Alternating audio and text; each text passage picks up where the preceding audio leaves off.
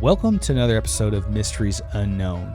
I got a really special podcast for you guys tonight. I've got Dan with me, and Dan's become a really good friend of mine, and I had him on the show early on when I started this channel, and he went through his encounter, but tonight he's going to kind of go back through that for you guys who've missed it. He had a really scary encounter with Bigfoot when he was 12 years old. He kind of came in contact with a family of these creatures and had some pretty scary stuff happen. He's going to know that in just a second, but as always, thanks so much for all the support, for being here and listening to this podcast. But let's just jump right into the story. Dan, welcome back to the show, my friend. Hey, Josh, man, it's good to see you, buddy. Man, I'm just thankful for you. I appreciate your friendship. Thanks for being part of this community. Thanks for being here and becoming a member. But take us back to this story that happened to you when you were 12 years old in the state of Washington. Sure. So I'm going to kind of rehash one. You'd said that this one really interested you, and I don't think it came across maybe as well as it did the first time we did it. So this is the one that took place when I was roughly about 12 years old. So this is like in the probably early to mid 80s. Well, I know it was. I was 84. So that's why I was born in 72. So 84, I was 12 years old. And we just moved back with my dad. My dad was newly single, and we were having some issues with my stepdad. So my mom just said, "You guys can go live with your dad." Now my dad was living in an adult RV park that didn't allow any kids. You know, it was kind of like in one of those elderly retirement home places, but it was just for adults. And we'd lived there for probably about 4 or 5 months. And my dad just was like, "You know what? This is not a place for my boys. I want them to be able to not have to worry about upsetting anybody, And so little did we know, my dad had went and purchased like 5 acres of land, and he took us back to Washington State. Now this was in Graham, Washington, where all this happened. So his intention was he wanted to build an A-frame home. And so while we were gone, he had moved the camper.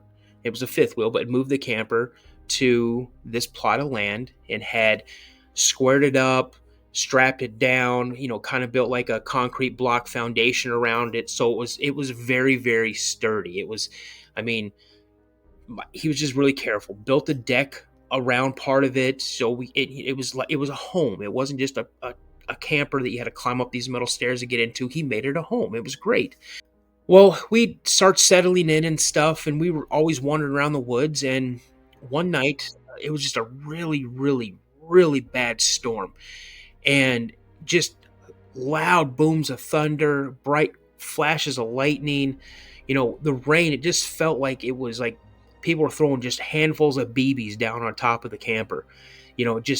Just super hard rain and wind. I mean, you could feel it. You could feel the camper rocking back and forth. I'm laying on my back, and I'm staying awake because this is scaring me. This is a really bad storm. And I just start to doze off, and I feel this loud bang. Like, you hear it, you feel it, and next thing you know, I'm rolling to my left. Like, I'm not because I want to roll to my left, I'm rolling to my left. And the camper, let's see, if the camper is going like this, okay, we tilted like this. And then it came back down. And when it came back down, it hit really hard. And so I looked out this window. Now, the windows we had right next to our beds were probably, I want to say maybe 2.5, 3 feet long by maybe 18 inches tall. So they weren't really that big. But I looked at the little curtain like this, and I saw this massive thing, huge, just walking off into the woods. And I'm like, holy S. Brother did not wake up through the entire thing. Nothing. Didn't wake up, right? So we got the storm, passed, went outside the next morning, and I go out and I'm looking all around. My dad comes out with me. My brother is still laying in bed, and I'm looking all over the place. I see this tree that my dad didn't cut down. It's still there, right? And I go, "Dad, it was this big." And I'm pointing up as high as I can point up. And he's like, "What do you mean it was this big?" "Oh, Dad, you see this branch here?" He's like, "Yeah." I go, "He walked underneath this branch." And he's like, "Daniel, there's no way that he walked underneath that branch." I go, "Dad, yeah, he walked, like his head almost touched that branch." And he's like, "No." I go, "Dad, its head almost touched that branch." He goes, "Son, That's like 9.5, 10 feet up in the air. And I go, Dad, I'm telling you, that's what I saw. It walked into the woods right there. And I walked right to where I saw it walk into the woods. And we're looking all over the place for tracks. You think, oh, it's going to be muddy. Yes, it was muddy, but there were no tracks because it rained literally all night long. There were no tracks. So my dad's looking, and where he's trying to walk around, just give you guys a little preface of who my dad was. My dad was a Vietnam vet. My dad, during Vietnam, he's the 101st Airborne. If anybody knows the history of that, A Shaw Valley, all that type of stuff. But my dad was all of maybe 5'6", 5'7". So he was a short-statured man. He was skinny. He was an EOD specialist. He was a tunnel rat. He also walked point a lot when they went out on patrol. So he would look. My dad was very meticulous on when he was looking for something. And I would often watch my dad go in like a grid pattern or a circle search. And he would just go around in a circle, and he would be looking like he lost his car keys or something outside or whatever, right? And he'd always find everything that he was looking for. So he's looking and looking and looking. He's back and forth, and he doesn't see nothing. So as we're walking back towards the camper, my dad stops and he says, "Holy S." He goes, "Look at that." And right between from where the top part kind of goes down like this, and like the hitch is like right, which hitch is like right over here. So when it comes down to the main body of the camper, there was this huge, huge dent. And it had to be maybe 7 or 8 feet. It's like something ran at it with both hands and went boom and tried to push it like that with everything that it had. And my dad's looking, and some of the anchor straps were pulled completely up out of the ground. Some of the concrete blocks that it was sitting on were shattered. My dad had to put new concrete blocks underneath there and had to restrap. Now, I understand when these anchor straps are put into the ground, they're put in the ground 5-6 feet. And they were pulled completely up out of the ground. And he goes and he tries to stretch his arms out, and he can put one hand, what looked like in a handprint, like where it had pushed in, but he couldn't reach the other one with his other hand. That's how wide it was. And my brother comes bebopping out. He's like, what hit the camper? Because he heard us saying something hit the camper. And my dad goes, "Oh, a branch hit the camper." Yeah. So that was the very first experience. Now, how did I know it was a Bigfoot? By this time, I had seen the Legend of Boggy Creek. I had seen the Patterson-Gimlin film, and I was fascinated with it. And growing up in the Pacific Northwest, that's Sasquatch's backyard.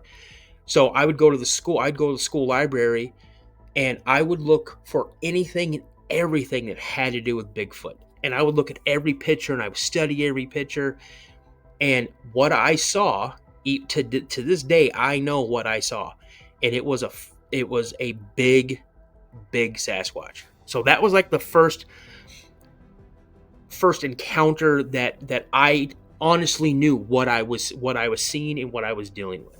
Now, people say, "Well, was that your first sighting?" Well, no, because it wasn't like, "Hello, he's staring right at me in the face." It was, I watched something big walk underneath this branch and off into the woods. And again, it was raining, pouring, thunder, lightning, all type of stuff, wind. So my view was partially obscured, but it was still enough to where I could see something going in. Was it a man? No, it was not a man. So that was like my first, I want to say one of my very first confirmed experiences, like I knew what it was. I can imagine as a 12-year-old kid, that is extremely scary, not only to get the trailer removed like that, but then to see it walk off after that happened. I bet that was one of the longest nights of your life. I can imagine. That would be terrible. Oh, well, I know I didn't go to bed. I didn't go back to sleep. I did not go back to sleep. I was absolutely terrified. I wanted to sleep with my dad, but I didn't want to leave my little brother up there. My little brother's like Grace guy to me. He's I want to talk about him, but I don't want to talk about him because I'll get too emotional, because I lost him in 2016 at the age of 42. So I'm just gonna have happy thoughts about my little brother so I don't start crying. So, but I'm 52 now, man. I still break down almost every day when I think about it. But so what this leads into, so now this kind of scared me. I didn't really want to go and hang out in the woods and things like this because there was a multitude of things that had happened in and around the property that you weren't really sure. But after what I had, experienced, I had an idea. Like we would have, my dad would like, we'd cut trees down and stuff like that. And again, my dad was from Alaska. My dad was very respectful of the land. My dad was not one of those guys just cut everything down. My dad wanted to preserve as much as he could, but he wanted to build a home, and he really wanted to take some of these trees and encompass them into the build of the house. So like the house is still part of the land because trees that were harvested from the land were used into building that house. So he just didn't go in. He would go in, he would select certain trees and everything like that. He was very meticulous in what he did that. And when there was times we didn't have equipment to move logs or anything like that, we would find some of these logs that we had cut and left in the woods. We would find them near the wood pile that my dad was piling these logs up. And my dad's like, "Did you guys move this?" And I'm like, "Dad, I'm 12 years old. How am I going to move it?" There's another time where we had been visiting my aunt, my uncle in Tacoma, and it was getting late, and it was Saturday. It was a Saturday night, early Sunday morning now, and we had just come off that road, and we were driving down, and we went down one of the dips. We started to come up the rise to one of the little level parts, and my dad's headlights, I caught like eye shine off on the side of the road. But what was really weird about this was the eyes didn't have like that yellowish, or if you see sometimes like a cat's eyes will have like a bluish tint to it real quick on how the light hits. This is like an amberish, almost reddish glow. And I'm like thinking, what is that? Is that a deer or something?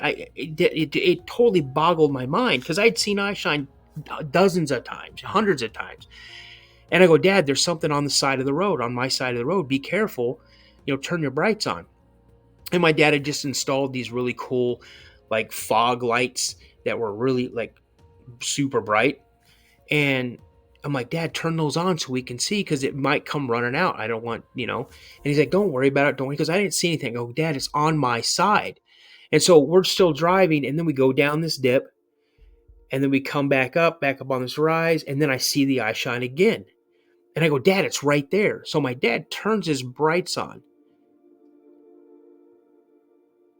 And when he turned his brights on, this thing rose up from the ground. And she, yes, I said she kept going and go. Man, 40 years later, Josh, and I'm still goosebumping out on this. I didn't think she was going to stop rising. And she stood totally erect, just boom, and she was like there. Oh, right? And I saw her silhouette. Now, she turned her body. So she turned to the left because she was on my side. So she turned to the left. There's something with their neck, way it's attached to their shoulders and whatnot. So when she stood up and turned, she like turned her torso. And that's when I confirmed that definitely was a female. And my dad, he didn't speed up, he didn't stop, he didn't slow down, he just kept going like he pretended he didn't see her. I immediately went down to the floor of the front because I was sitting in the front seat. My brother was knocked out in the back seat, and I immediately sunk down like into the floorboard because my dad was getting ready to pass her. Because what she had done, she had turned to look at us, and she turned back and then took like 2 side steps, and she was completely gone. Like completely gone. And when we started going by to where we saw her, I peeked up looking out the side of my window, out the passenger side window, and I saw her face. Like I was 10, 15, maybe 25 feet away from her, and it was still bright enough with the lights as we were passing that I saw her face very clear, and I watched her blink her eyes like 2 or 3 times. And her face was, she was like a grayish, almost black, but you can definitely tell it was like an ash color. I want to say like an ash color. So if you're looking like in a fire pit after the fire's already gone out, and it's kind of like that ashy gray, but has some black in it. That's how she looked. Her face, her skin it looked leathery, but it was black. Um, you want it? It's hard to say. People say they kind of look like they have Down syndrome. Yes, in a way, but no. Conical head, um, hair like from here that came down, like long hair. I mean, she had a better beard than I did. I mean, it was magnificent. Better beard than you got. I mean, it was gorgeous, right? Long hair came down. I mean, it was kind of like all down on her forehead, a little bit down to here, but you could tell it was like all back, like down to here. Um, Hair was like hanging like down here from her forearm area, and then down here on here. Her breasts were partly covered with hair and stuff like that. Yeah, and then that's what I saw. And so my dad passes, and we pull into our driveway, so to speak. And before the car was even stopped, I was already opening the car door and at a dead run towards the front door. Got my key out, unlocked it, went straight in, jumped right into my dad's bed. And my dad comes running in a couple seconds later, has my little brother with him. He takes him upstairs, puts him down. He immediately goes into the kitchen, and he starts messing around up in the cupboards, and he pulls out like fruit, goes into the refrigerator, pulls out some vegetables, just stuff, just a menagerie of like a cornucopia of food, I would say. And I go, Dad, what are you doing? What are you doing? He's like, don't worry about it. Don't worry about it. And he goes back outside. I go, Dad, why are you going outside? He goes, don't worry about it. So then I hear my dad going, he opens the lock on the shed, and he comes back, and then I hear him shut the car door, because I didn't shut the door. He shut the car door, and I hear him walk back up on the deck, and he had gotten a ladder and put the ladder up, and it's up against this pole, okay? And then he goes and he sets all this stuff up on this metal platform that he was going to put the bird feeder on. He hadn't done it yet. And I'm looking, and because the door's still open, and I'm looking out there, I'm like, what is he doing? And he gets off the ladder, and he takes like this tube. I found out it was like grease of some kind, and he put it on a rag, and he went up as high as he could, and he started putting grease all down this pole, like all the way down to the railing. And for some reason, that completely just took my mind off of everything. I'm watching my dad like a hawk, and what is he doing with this grease, or like axle grease or whatever? So he comes in, and I go, Dad, why did you put that on the pole? And he goes, so nothing gets that food. And I go, what do you mean? Like what? Like raccoons?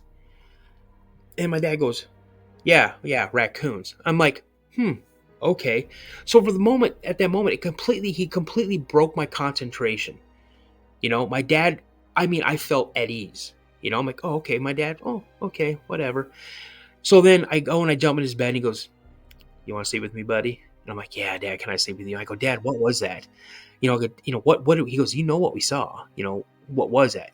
And I'd probably asked him that question before, all him moving the food and stuff like that. But, and he's like, what it was, And so we laid there in bed, and, I'm like, Dad, I remember having a conversation with him. I don't know exactly what it was, but I'm sure it was something like, Dad, is it going to get us? Is it going to come in the house? And he's like, no, it's okay. It's okay. He's like, hey, buddy, just go to sleep, go to sleep. And so here I am laying next to the most powerful man in the world, my dad. My dad is the toughest man in the world. Like, legit, my dad was a tough dude. I'm telling you, I'll tell you stories off camera on this. My dad was a tough guy. And so I remember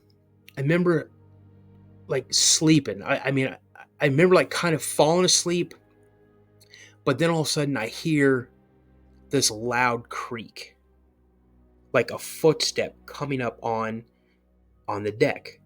Okay, now my dad probably weighed maybe 145, 150 pounds, and when he stepped on the deck, it didn't creak. Whatever was stepping onto the deck, those boards were screaming like they were ready to pop. And I'm thinking, a bear. It's got to be a bear. Okay? Bears do not walk for great lengths on two legs. Okay? So I hear a step, and with each step, those boards are groaning. Step. Step. And I'm about to say something, and my dad just reaches over and he puts his hand over my mouth and he goes, and I go, is there one out there? And I'm whispering, is there one out there? And my dad goes, 3. And I go, 3? And he does that to me because I'm sure I said it loud enough, because I had heard the first set going up, but that wasn't the first step that went up. I heard something coming up, but there had already been 1 or 2 more. And the way I'm laying is my dad's bed was a queen sleeper, like a hideaway bed. And I'm against the wall, the side where that monster had pushed it, right? And I could feel and hear something run by that wall. Now, the walls of the campers are probably like this thick, okay? I heard and felt it run by, okay? Like it was going down towards the back part of the camper and come back around. And now I'm getting nervous. So I look over at my dad, and my dad has this gun, and he's resting it on his chest.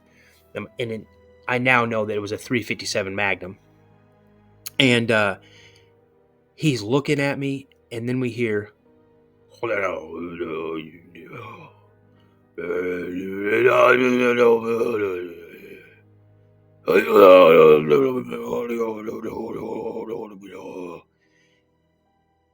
I almost lost it. I almost lost it. I'm like, no, I can't. And my dad just looked at me, and he's like this, and I'm crying. I remember just bawling, and he just slowly, I heard click, click, and he pulled the hammer back on his revolver, and he just sat there and just sat there, and to me, this sounded like it went on for hours. It probably honestly went on for maybe 15, 20 minutes. But those voices were so, or noises, whatever, they were very guttural. They were very, I mean, it's like they were talking with everything they had in them, right? And you could feel it coming through the walls. And you got to understand, anybody who's been in a fifth wheel or lived in a camper or a trailer, the walls are thin, the doors are thin. You could just lean up against a door and the door is going to come popping up. So what do you think something like this would have done if I would have made a noise or something like that, right? So next thing I remember is sunlight coming in from like behind the shade that we had over the front door, over the window. Sun was coming in, not like directly on, but you could tell it was daylight outside. And I couldn't get out of bed fast enough. I jumped over my dad. I opened up that door and I was looking around. Didn't see nothing. I immediately looked at the platform. From what I could tell, there was nothing there. There was nothing up there. So I climbed up on the railing, which I should not have done because my dad was not happy. If you'll break your neck, you'll break your neck. And where I was standing, I could see it perfectly, and there was nothing up there. So then I jump off. My dad hears me jump off the railing. He comes out. He's like, "What are you doing?" I go, "Dad, that food is gone. Dad, that food is gone. It's gone." Now, I forgot to put something in here. When my dad had put all that stuff up there, my dad was a smoker. He always smoked outside. He never smoked in the house with us. And I remember being nosy because my dad had walked outside after he put everything away. And I hear my dad going, "Listen, you know we saw you. I know you saw us. I just want to make a home here. I don't want to hurt anybody. I don't want to hurt anything. I don't mean any disrespect. This food up here, all of this is for you. This is all for you. Please don't hurt my boys. Don't scare my boys. We just want to make a home here. We don't want to hurt anybody. If we're doing something wrong, you know, let us know somehow. Just don't scare them. Don't hurt my boys. Okay. And I asked him, I go, Dad, who are you talking to when he came in the house? And he goes, Oh, I wasn't talking. I was praying. And I go, Well, oh, you didn't you didn't say amen. And he goes, Oh, amen. And that's, when he went to bed and everything. So, but when I wake up, and I hears me jump off the railing, and I tell my dad, Dad, the food's gone. All the food is gone. And I go and I look at the pole, and you could see where something had grabbed the pole. And I go, Dad, something grabbed the pole. He's like, what? And then you could see, I started looking around more, and you could see where something had reached up and ran its finger all the way down. And it had taken all of the grease. Josh, I'm 42 years or 40 years ago, man. I'm like reliving this. That is the first 100% guaranteed absolute sighting that I saw. Knowing what I saw, not a maybe, or I think it was, or it could have been.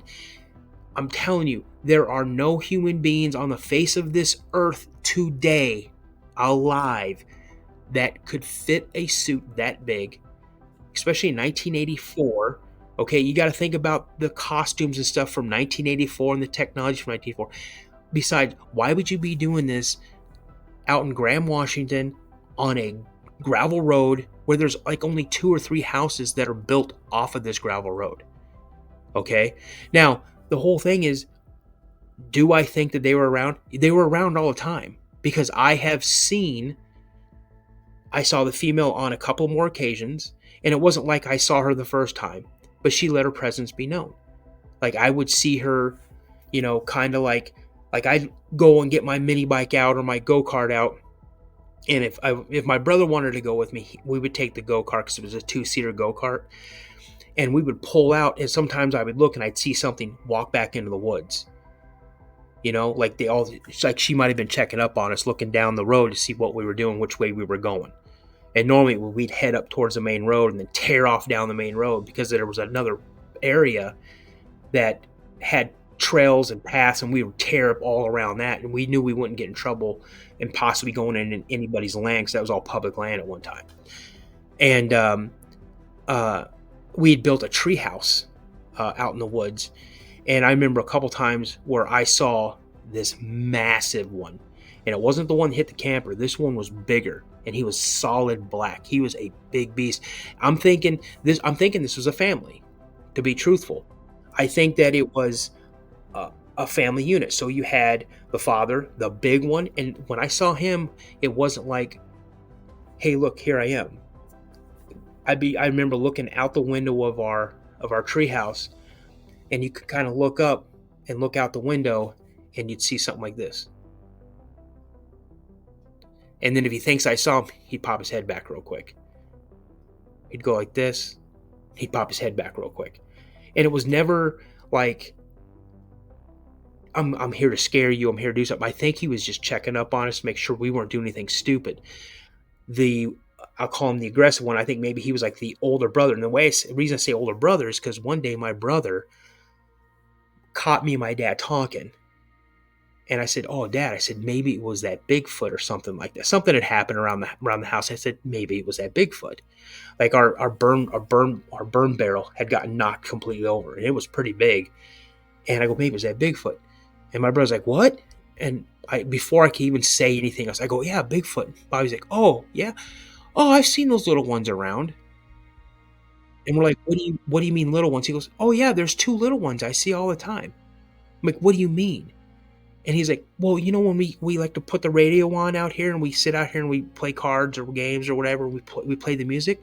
He goes, "I see them sometimes." He goes, "They don't know that I see them, but I see them, because what they like to do is they would go into the woods, and they would sit on just inside the woods, and they would listen to our music." And I go, "Really?" He's like, "Oh yeah." He goes, "One time I think I saw one jump out of our treehouse." And I'm like, "What?" So I say big. I think the oldest one was like a older brother. He was the aggressive one. He was the one that was a dick. I hate to say it, but that's what he was. He had an attitude. The mom, I think, was very protective of us. I think we were not harmed in any way other than being scared by the older brother, because she kept him in check, and so did the dad. And again, the dad was very elusive.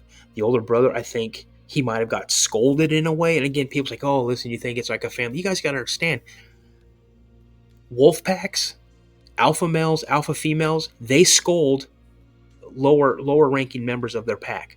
They do. They punish them. You know, if you get out of line, they bite you. They let you know, hey, you're messing up. You better. That's not your place. And I think the two little ones were very, very, very curious about us, and would. I mean, my brother would throw a ball out into the woods. We would never see it again. We'd never see it again. Because I go, what are you doing that for? He goes, oh, I want them to have something to play with. I have plenty of these. They can play with that. So yeah, that's pretty much the way it was, you know. And then October, I'll never forget the day, October 25th. I got a phone call from my dad. He's like, "Son, I'm in the hospital. I was involved in a very, very bad car accident. I have to go in for surgery." He goes, "Your Aunt Pam is going to be there, and just pack up your clothes and stuff."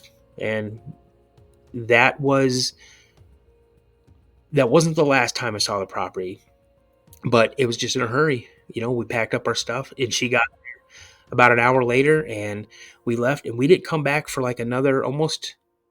That was in October. We didn't get back there until probably next spring. And when we had went in the next spring, we went in to get some stuff and more stuff. But what was really weird was on my window, you saw something like this, where something had tried to look. My wife just came home. Was looking into the window trying to see if they could see us, and it was that way on every window all the way around, like they were looking to see if we were in the house, because we just disappeared. So that probably changed your perspective on a lot of things in life, Daniel. I'm sure that was very like eye-opening, I guess. And I'm glad that you had good experiences with them. And I'm really glad. I think you're right. It was a family unit, and I think that they're a lot like people in a lot of ways. You run into a bad one, you're going to have a bad day. But I'm glad that the female was there, and she probably did keep that the older brother in check. Because if he'd have been there on his own, they would have liable would have hurt you. And so I'm glad that you had those experiences with them. And I am sorry that happened and you had to leave so abruptly. But, it makes you wonder how they felt, that you were gone. Like, I'm sure it was odd to them that you were there. Then all of a sudden you're just gone, Right. Because we were there for over a year, you know. And, we'd already started, my dad had already started, clearing an area. He'd already started getting framing up for the house and stuff like that. And, we were really excited about it. I really couldn't wait. It was like a kid in a candy shop, And you understand the whole area was nothing but pine forest and other indigenous trees, old growth woods and stuff like that. There wasn't really many houses in that area. I mean, I know we had a neighbor. If you walk through the woods for a long ways, you would run into his house, and his house was really, really nice. They had grass and everything, like they had put sod in and stuff. But a real, and see, this is why I think that the older one was a jerk, because I had just on by happenstance was out playing in the woods, and I ran into our neighbor's kid in the woods playing. And I'm like, oh, hey, it's a kid, and he's like, hey, my name's so-and-so. And I'm like, yeah, we live over here. And he's like, yeah, he goes, my dad knows you guys are over there. And, he's just been busy. And, you want to come over and play? I'm like, yeah. So I followed him over there, and I met his dad and stuff. And I couldn't wait to go home and tell my dad, I met a boy, and they live over here. You go down this road and here. I was super excited. Well, they had like a huge rabbit hutch. Right? There probably was, I don't know, maybe 30 rabbits in this hutch. And they had, the way it was built, you had to unlock, like manipulate this locking mechanism to unlock it, to lift up the whole part of the rabbit hutch, and then to open up the front door, so you could actually like walk into this hutch if you wanted to grab rabbits out and to clean everything or whatever. Well, I remember I just come over there, and I heard his dad just like, what in the, I mean, cuss words. What happened? Who did this? What happened? And I go around, and before his wife could stop me, I had seen it. It was out of a horror movie. It was gory. Um, Something had manipulated the lock, and every single rabbit in that hutch was dead. Heads were pulled off. Uh, they were ripped in half. There were some that looked like they had their fur just ripped completely off of them. And he was counting all of them, and he goes, "They're all here. They're all here. Why would someone in kill? Who would do this?" And I'm thinking it was that the big brother. I think it was the oldest, the oldest kid, that he just wanted to be a jerk, and he killed every single, or okay, I'm assuming he killed every single rabbit, you know. That kind of goes back to my initial feeling of these things. And I think that they can obviously be very evil, but why do that? Like, if it's just doing it, it almost makes you think it just did it for spite, because it could. Like, it didn't eat them, it didn't take them, it just killed them and left them. It's a really traumatizing thing, and I know that these encounters have, they've shaped you and sculpted some of your life and your perspective on life. And that's a really crazy encounter. I'm glad that your dad was there and that you have those memories, because there's some good memories, and I can relate to some of that, because we kind of grew up the same way. My dad did the same thing with some land and property, and just growing up in the woods and the wilderness is some of the best places you can. But knowing those things are out there had to make you think twice about going and just wandering out in the woods, and especially after that experience with the neighbors and the kids. That's really crazy. Did they say what he thought it was? Did you know if they had any experiences with the creatures at all? I don't recall, because when I saw it, his mom, my new friend's mom, she goes, "Oh, hey kids, come on, let's go, let's go in the house," and I just heard his dad just saying, "They're all here. They're all here. Nothing's gone." you know and the thing is, I sent you pictures of a more recent Google you know search of it, and it really breaks my heart to look at that area now. Where'd they go? They're home. They're home, because like I said, when I was there, it was all woods. It was all woods. And there's no doubt, me and my brother walking up and down that gravel road, Monday through Friday to go to school, because it's a rural area. I mean, you saw the surrounding area. One bus would take, take me to the middle school or junior high school, would take my brother to elementary school. I know we were being shadowed, up and down thing, because we heard things every once in a while, and we never walked down. We ran all the way. We always ran. We never walked. But it just makes me, it's maybe odd to say, but I really appreciate that time in my life. I really appreciate the experience with my dad. I mean, I know my dad has seen things. My dad has told me he's seen things up in Alaska, and I can mention that, in another video if you want. But I mean, just the thing that my dad is scared, terrified the most of, and I'll tell you in another video if you want. To the day that he died, he was a firm believer in what he saw, and there was nothing anybody could do or say to convince him otherwise.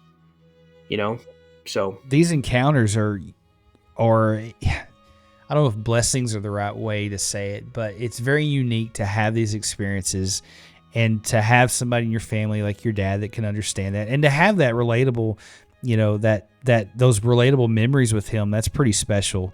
And you know what you saw, and you'll believe that to the day you die. Nobody can change your mind, because you know what you saw. I think these things are definitely family oriented. When you see one, there's probably more than one there, I'm sure. all the time, and I'm sure that they watched you guys constantly. And that's a good question. It makes you wonder what happened to them.